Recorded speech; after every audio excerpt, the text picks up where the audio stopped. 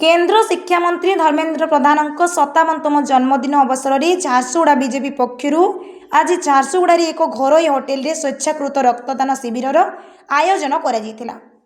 शिविर में मुख्य अतिथि भाव बरगढ़ सांसद प्रदीप पुरोहित जोगदे बेले झारसुगुड़ा विधायक टंकधर त्रिपाठी सम्मानित अतिथि भाव जोगदे। आज शिविर में बीजेपी कर्मी माने रक्तदान करथिले। 58 यूनिट रक्त संग्रहित होइतिला। ए शिविर में कर्मी मान पक्षर केक काटी धर्मेन्द्र प्रधान जन्मदिन पालन करा सह पूजार्चना कर दीर्घ कामना करा। रक्तदान महादानर महान वार्ता को समाज में पहुंचाइबा सह आवश्यक समय रोगी मानू रक्त जोगाण में सहायक होगा उद्देश्य यह महत् कार्य सामिल होइछि बोली विधायक त्रिपाठी मत प्रकाश करथिले। एही शिविर में झारसुगुड़ा टाउन मंडल सभापति विमलेन्दु भोल, अरविंद पाठक, जिला साधारण संपादक प्रेमसेन राय, विवेक श्रीवास, नेताजी पट्टनायक प्रमुखों सह बहु संख्यार बीजेपी कर्मी जोग देथिले। ओडिशा रत्न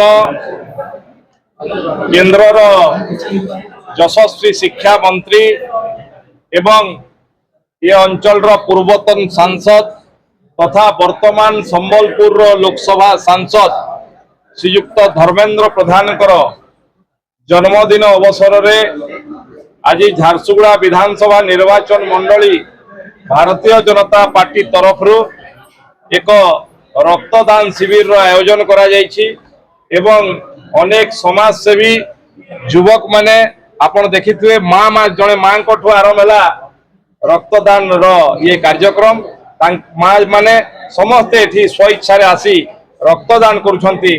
आमे प्रभु झाड़ेश्वर पाखरे माँ रामचंडी पाखरे माँ अंधारी पाखरे प्रभु जगन्नाथ पाखरे आमे समस्ते प्रार्थना करुछु धर्मेन्द्र प्रधान दीर्घजीवी हुंतु निरोग रुहंतु एवं जो भलिया देश सेवारे एवं विशेष करी ओडिशार जनमानस को सेवारे तांकर जीवन को नियोजित करिसंती तांको भगवान आशीर्वाद करंतु एवं ए भलिया सी जनमानस देश सेवारे लागि थांतु एवं ओडिशार तथा भारत वर्षर लक्ष लक्ष भारतीय जनता पार्टी कार्यकर्ता प्रेरणार स्रोत हिसाब रे ए भलिया सबुले प्रेरणा दो थांतु।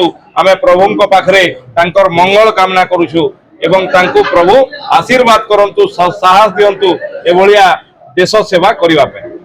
झारसुगुड़ा घनश्याम पढ़ियारी रिपोर्ट ओडिया भास्कर।